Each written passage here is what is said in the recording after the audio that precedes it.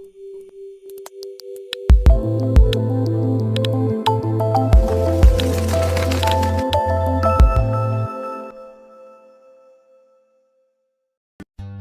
वालेकुम दोस्तों, आज मैं आपको मरजान स्टोन के बारे में बताऊंगा।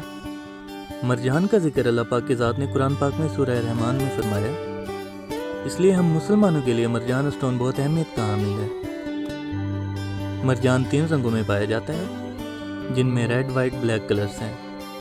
दोस्तों, आपको वीडियो में मरजान के अंदर कुदरती निशान नज़र आ रहे होंगे। ये असली मरजान में पाए जाते हैं। मरजान एक समुद्री पौधा है। इसे नरम हालत में समंदर से निकाला जाता है और उसके बाद इसे सुखाया जाता है, जिसकी वजह से यह ठोस शक्ल इख्तियार कर लेता है।